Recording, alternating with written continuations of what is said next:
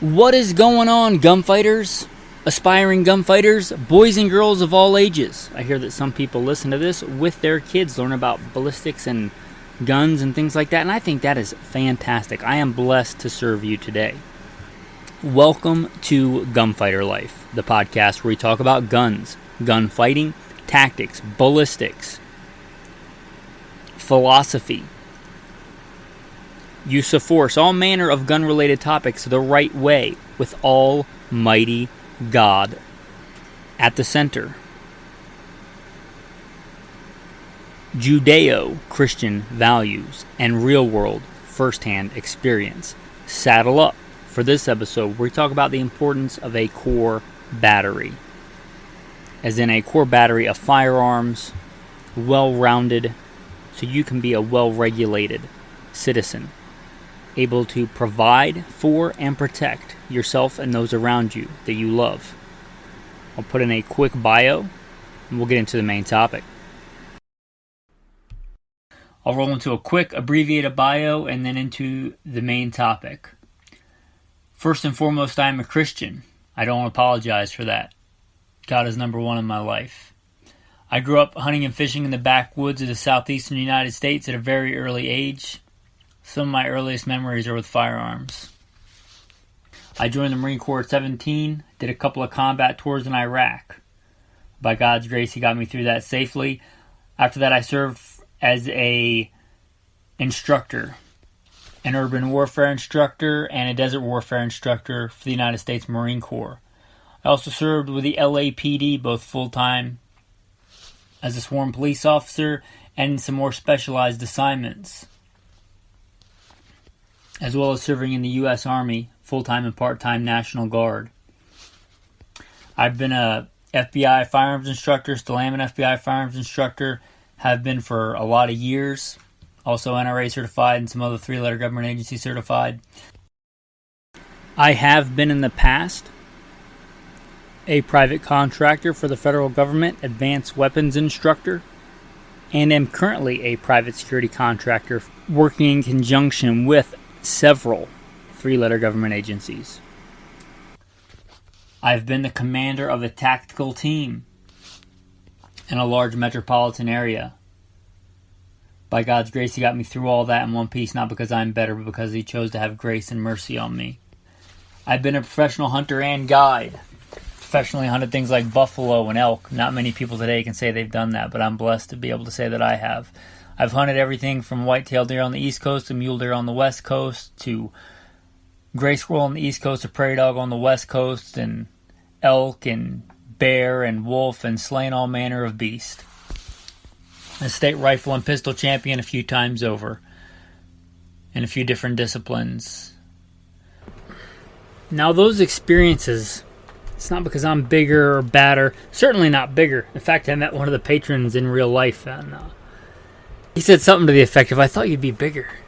Reminded me of that William Wallace movie where he's like, "Oh yeah, if William Wallace were here, he'd shoot lightning bolts out of his rear end."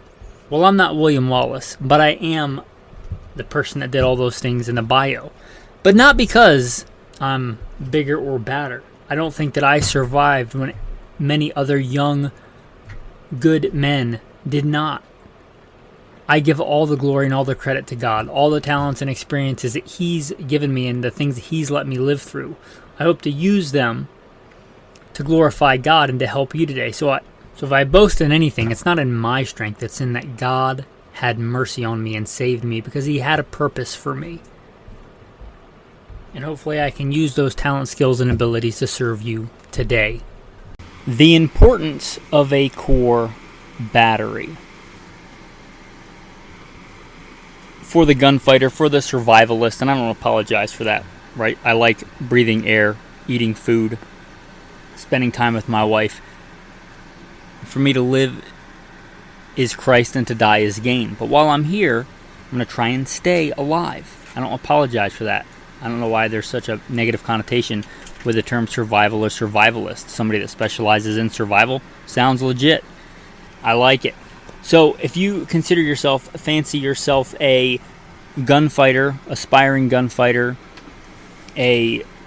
somebody that wants to be prepared, a core battery is important. With that caveat, maybe you're not that kind of person. Maybe you're the kind of person that has guns to turn money into noise, the same way that a lot of men have quads or side-by-sides to turn money into noise. That's fine. Certainly you're right. Have fun. But that's not what I'm talking about. There are certain people that just do one specific kind of competition. I have done in my past, and I just this past weekend did a competition. I have done a lot of different kinds of shooting competitions. A lot. You get to there are people that hyper specialize in one thing. And that's great. For them, they may have no desire for a core battery. They may be hyper specialized in a very specific type of shooting. Let's say they're really, really into trap shooting. Trap shooting is not even like, if you want to be good at it, not even a general purpose shotgun. It's a very specific kind of shotgun made for trap shooting. That person may have 3 different trap shotguns. One of those may cost tens of thousands of dollars. That's great. Again, have fun with that. That's great. That's not a well-rounded battery. You could have 10 different really, really good trap shooting shotguns. You see, this one's different. This one's made for this thing, and this one's made for this different lighting conditions, and this is for this. And that's fantastic. That's not the kind of person I'm talking about today. The person that wants a well thought out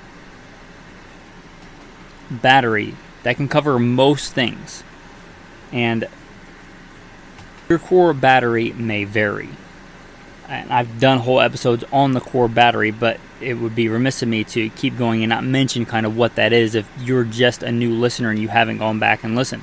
I'm not so vain as to think that you hang on my every word and listen to every episode that I've ever done.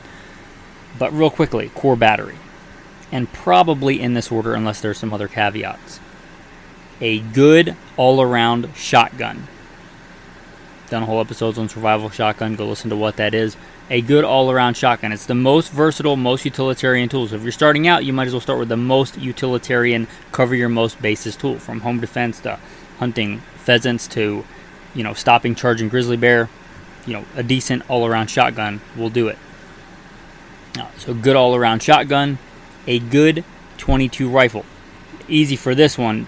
Ruger 1022 or a bolt-action 22. Something like that. Something where you can learn the art and the science and the discipline that is being a good rifleman. That would be my second one. A 22 long rifle with some kind of repeatable firepower. Not a single shot, not anything like that. Again, that'd be later a specialty tool. But something with a good rate of fire. If you want to go lever action, knock yourself out. A good, accurate, that has iron sights, 22 long rifle. You can put an optic on it later, but learn how to shoot it with irons. I think as a red-blooded American, and I know that we have international listeners, just got another patron from Norway, which is pretty cool. Australia, South Africa, Norway, that's pretty cool. That I'm out here in the middle of nowhere in the wild Mountain West, and people from all over the world can listen. Pretty cool. But for if you're a red-blooded American, you should probably learn how to shoot well with iron sights. And the 22 is a good way to do that. The 22 is also good for small game. It's a great training tool. If you're more in the AR arena, you can get a 22, pretty analogous training version of an AR in 22, which would be just fine if you're more in the tactical guy. I still think you should have a 22 for training. If you're doing up drills on a steel plate at 50 yards, the difference is going to be academic, right? You might as well do it with a 22 and get your reps in and get good. And you can also learn to shoot really good iron sights with a 22 in an AR type configuration. The next one I'm going to mention is a handgun. A good, legit fighting handgun. If you are going to conceal carry, I really encourage that once you have the training and experience, become part of this regulated, well-trained citizenry that defends our country. I applaud that. I would say stay away from the really uber small guns. I know the micro 9s, they're so hot right now. You should drop them like they're hot. Get a decent size, what most people will call a mid-size, like a Glock 19, not that I'm endorsing that gun, but a mid-size handgun or larger. Go with a full-size fighting handgun for your core battery. You can get something else later if you want. You want a little hashtag #MeToo LCP, go for it. There's a time and a place for those. But if you don't have any handguns, get a mid-size to full-size handgun. Semi-automatic, 9mm. You get something else later, that's fine, but 9mm is the de facto defensive handgun cartridge of our time. like it or not, get a 9mm semi-auto, mid-size or full-size. This is not the time to hash out what the best one is, and you know, the differences in most modern semi-automatic 9mm handguns are honestly fairly minimal. Not that they don't make a difference. Your ability to shoot that handgun well is way more important. So get one and train with it. If you wanted to get one in 20, if you're like, I'm not going to carry for a while until I'm really well trained, hats off to you. Slow clap. Then you might start off with a 22 handgun. Not advising you carry it for defense. I'm saying for training. It's cheaper. Your curve to getting from bottom to fairly competent will be a lot faster because the ammunition is going to be cheaper. There's going to be less things to deal with. So if you're looking to train, you might start off with a 22 handgun. In a pinch, in an emergency, you could carry it for defense. It'll still kill somebody. It's still a deadly weapon. So you might choose which one of those you want, and then later get the 9mm handgun. Next is going to be a fighting rifle. The one to beat in 2024 in America is an AR-15. You could love the AR-15, you could hate the AR-15. You could be like me and have a lot of experience with it. It's not my favorite gun. I like them. They're good for what they are, especially right now. They're the most affordable. They are the standard. If you're going to go with something else, like it's got to be 308 or nothing, that's fine. Just realize why you're doing it. But the standard is the AR-15. Just 16 inch is kind of the standard. It used to be 20 inch, but 16 inch, the carbine is kind of the standard. M4 Jury, M4-ish kind of gun. That's a reliable manufacturer. Colt LE or CR6920, Smith & Wesson M&P. There are a bunch of other ones. Those are my two top picks. If you have one that I didn't mention, it's probably okay. It's probably okay. And if you're into hunting, if you want to be into hunting, you already have a shotgun and a 22. Everybody just thinks, I want to go hunting and I want to start with deer. I want to start with elk. How about take a deep breath and start with small game? I'm an avid hunter. I love hunting. I'm looking forward to elk season this year. I purposely live in a place where I can buy over-the-counter elk tag and go hunting. I get it. I love it. But if you're starting out hunting, I think you're going to have a lot more fun and a lot more success and stick with it if you start out with small game. And you already have the shotgun and the 22. And they're great for small game hunting. Upland game birds, small game, things like that. A lot more liberal bag limits, longer seasons, maybe easier to get permission to hunt if you live in the people hive that is the east of the Mississippi River in the U.S. A lot easier to get permission to hunt small game than it is deer and stuff like that. That's kind of become a big business in the overpopulated region of the U.S. You have to wade through a bunch of people wearing orange for whatever reason and just stake out a little postage stamp to hunt on, where a lot of people in small game season don't even hunt. So again, for a lot of reasons, you already have the thing to start with small game. And then to round out that battery, if you wanted a full power center fire rifle, you already have the fighting rifle. You could get a full power fighting rifle, you could get a semi-auto kind of thing, or you could just get a dedicated hunting, and if I'm recommending for this, you could get something else, bolt action 308. If for most people, for most things, bolt action 308. Savage Axis, Ruger American, you could get something else. Those are really easy recommendations. 308, it's sadly hard to find any with iron sights anymore. That's why I recommend you have the 22 with iron sights. But a 308 with a reasonable hunting optic, with reasonable ammunition for what you're going to hunt, if you decide you want to move up to big game hunting and you want a rifle. You can do a lot of big game hunting with a shotgun. As I alluded to in the bio, I grew up poor in the South, put a lot of meat on the table with a shotgun. And you can hunt deer down to snipe with a shotgun, whereas if you have a deer rifle, you shoot small game if it's even legal, but the whole point of shooting it is to eat it. So, there you go. And that's kind of your core battery. Now, I know that took up a big chunk without even discussing the importance of a core battery, but again, if you don't hang on every podcast episode, I think I should have defined that a little bit before we jump into why it's important. If you want to be prepared, ready. Again, that may not be you. You just may have guns. Because I have a guy that he's not a professional gunfighter, but he works for one of the agencies that I work for. And he has a ton of really nice guns. He has them because they're in his favorite video games. He's like, I've got these really, really nice Gucci guns.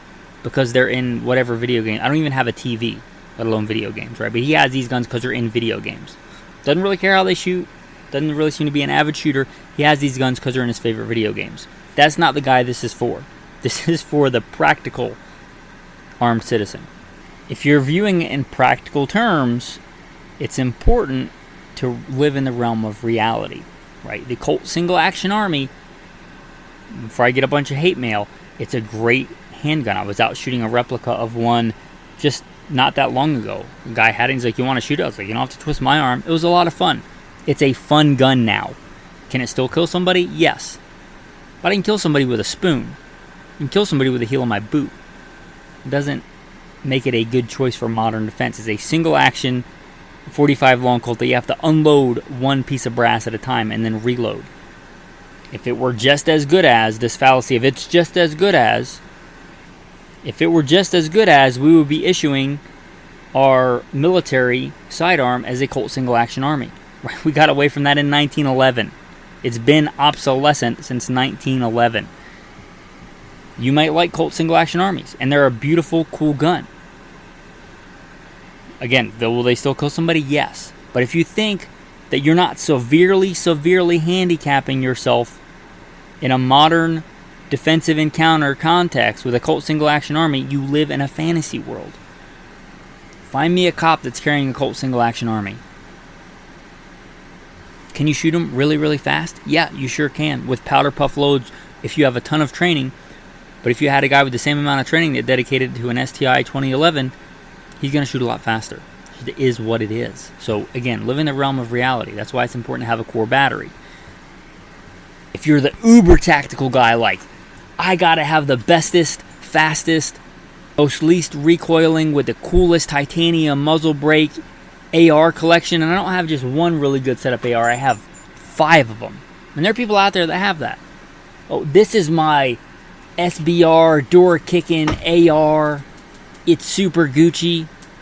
It's got 3 different sighting systems on it. And then this is my recce rifle, and this is my DMR AR. And then this is my 3-gun AR.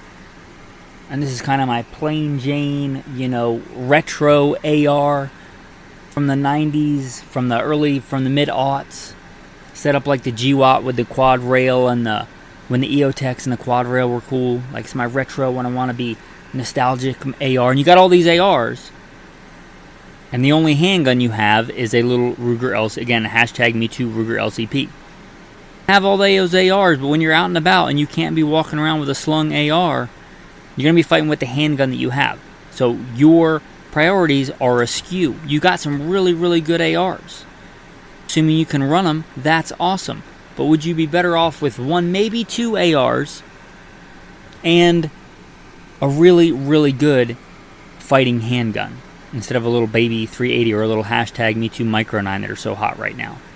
If you have to fight with it and you're restricted to a handgun because that's what you can have, all your cool ARs in the safe aren't going to do you much good. Even the one in the truck is only good once you get to the truck. If you got to fight your way to the truck, you probably want a fighting handgun. Your priorities can get askewed either way. And is it cool that you have a dedicated, SBR door kicking shot or door kicking AR? Yeah, that's fantastic. But guess what? U.S. Marine Corps. I was a U.S. Marine Corps infantry grunt. Went to war in Iraq a couple of times. I've kicked in more doors than I can remember. Guess what? U.S. Marines kick in doors all the time with 20-inch, heavy-barreled M16A4s. M16A2s even before the A4 was a thing. Right? So you don't need that spec. And tell me that U.S. Marine Corps grunts, infantry, aren't some of the best door kickers on the planet. Because they have a lot of street cred. They have a lot of time doing it. It's an urban warfare instructor for the Marine Corps. Would a dedicated SBR be better for clearing that building? Yeah, maybe, assuming you had the equal amount of time and training on it. What matters for that is, can you slice the pie? Do you know covering concealment? Can you work angles? Do you know the difference between limited penetration and deep penetration in a room? All that stuff makes more difference in the length of the barrel on your gun. So, if you got 5 different ARs all Gucci'd out to the max and you don't have a good fighting handgun or a shotgun, because I've told this story before, but I've in the past had specialized assignments where I had, access to armories that would make gun nerds drool. Literal full auto Thompson submachine guns that I could take out and shoot. All kinds of cool submachine guns, full auto M16s and Car 15s and all that. And many times when I was going on a mission, I would take a plain old, available to civilians, Remington 870 Wingmaster or Police Magnum with buckshot and slugs. Because that was the best tool for the job. So if you got all these ARs and you don't have a good shotgun, you're kind of living in a fantasy world. If you have to feed yourself, you're probably not shooting quail out of the air with your AR-15. And even if you're like, I'm going to hunt deer, the best AR in the world, not as good as that dedicated deer rifle I talked about in 308, bolt action. You could get for probably a third of the price that you have into a really high-end AR with a lot of optics on it. I've been a guide. I know you can hunt deer with 223. I know it can be done. It's not as good as that bolt action 308. It's just not. That's why the importance of a core battery is so important. Let's go to the other side. Let's pick on the guy that he loves hunting. And I get it. I love hunting too. And he's got 5 really good bolt action rifles. He's got 2 pre-64 Winchester Model 70s. One's in 30-06 and one's in 300 Win Mag. He's got for more opens plain hunting. He's got a really nice setup. 6 Creedmoor on a chassis gun with a laser range finding optic. The Gucciest of the Gucci, from old school to new school. Really, really good hunting rifles. He's got a whole collection of them. But he doesn't have one basic AR. Again, don't live in a fantasy world. That bolt action hunting rifle is not as good. It's not a fighting rifle. Can you fight with it? Yeah. Can you kill somebody with it? Yeah. I can unload it and kill somebody with it unloaded. I can beat them to death with it. That doesn't make a bolt action 308 a good fighting rifle. It's a good DMR rifle, I'll grant you that, but if you're in the thick of it, if you're kicking down doors, you don't want that bolt action 308. The simple, most basic, again, Smith & Wesson M&P or a semi-auto Colt M4 clone. Or that shotgun. Right, we could have a real debate on is the M4 better or the shotgun better for CQB. But what you're not going to have a debate about is that the scope bolt action rifle or even iron sighted bolt action rifle is as good for CQB. You're just not. It's not as good. Don't live in a fantasy world. Would I do it would I make do if I had to? For sure. Would I still probably be better at it than somebody that has no experience with an M4? Yeah. Training is the most important. Right, if I give a master carpenter a simple cross-cut saw, he's going to make a better cut, angled cut to make a picture frame than the yuppie who is a cubicle jockey that's never cut a piece of wood with the best miter box saw. He's still going to probably cut a better piece of wood. But it'd be better off if that carpenter had a good miter box saw. Don't handicap yourself. And if you're really good at clearing rooms, you're probably not that guy because you're probably not going to want to try and go in there with a bolt-action hunting rifle and say it's just as good as. It's the importance of a core battery. I love the shotgun. I've said before, if it's no other caveats, right? The peanut butter and chocolate has hit the fan. Somebody gives me a heads up like the apocalypse is coming tomorrow. AI is going to hit, whatever they call it. There's a term for like when AI becomes self-aware and it's going to cascade and, the whole society is going to collapse and crumble. If you gave me if it was legit 2 or 3 independent witnesses and for whatever reason I could only take one long gun, it would be a shotgun. I like the shotgun. If I'm on foot and I can only have one long gun, for me it'd be the shotgun. But if not, and I have my core battery, my point is I don't just have shotguns. I could have all the best setup shotguns. I could even keep one in my truck. And if I don't have a handgun, which would be kind of ironic because I make my living, besides the podcast, as a private security contractor, so I kind of get paid for that. But let's just say I wasn't. Let's just say I didn't have a handgun. And I've got the best setup, apocalyptic survival shotgun in my truck. And I'm in Walmart and there's an active shooter. Well, I'm unarmed. That's the importance of a well thought out battery. Do you know what's going to happen? No. Do you see the future? No. Do I see the future? No. I'm not the prophet Daniel. I'm not John from the book of Revelation. I don't know the future. I don't know what the future holds. But I do know it holds great tribulation. I know that we're called to watch and be ready because that's what the Bible says. If you are blessed to live in America in 2024, somebody where your rights have not been severely infringed, even many of the U.S. states, sadly, have been so infringed it's not even funny. If you can, have a good, well-rounded core battery. And if not, then you got to make do with what you can have. But that's the importance of a core battery, because then you don't know the future. You don't know what the future holds. You don't know what you may need. But that core battery, and you can do specialized stuff after that. If you've got that core battery and you're like, you know what, I love big bore revolvers. That's great. That's fantastic. Big bore revolvers are beautiful, cool, quintessential American. But again, it's not as good as a fighting handgun in 2024. I don't care that you saw what's Dirty Harry. I don't have TV, guys. Dirty Harry is probably a really cool movie. It's not realistic. I even was a cop, LAPD, back when there were still some guys running wheel guns. Guess how many cops I've ever seen run a 44 mag? 0. It's a fantasy. Also, guess what? Detectives, they're generally desk jockeys, despite what the media and stuff might have you believe. The guys out there doing the stuff are generally the beat cops or the specialized assignments like fugitive recovery. So that's a fantasy world. If you want to have, after you have your core battery, if you want to have a bunch of big bore revolvers, that's cool. But don't think it's just as good as. And even if you decide, I'm going to carry a Smith & Wesson Model 69, which is a 5-shot 44 Magnum, that's going to be my carry gun. If you train with it, I would say probably carry a 44 Special so you can get some decent shot recovery time. But you're like, that's my jam. That's what I'm going to do, and that's what I want to carry. And carrying anything plastic or semi-auto just makes me want to vomit. Okay, then still get the other stuff in the battery. You still probably want a shotgun and a fighting rifle. If you're that kind of person, your fighting rifle is probably going to be like an M14, M1A, which, great, at least check the box. At least you have a fighting rifle.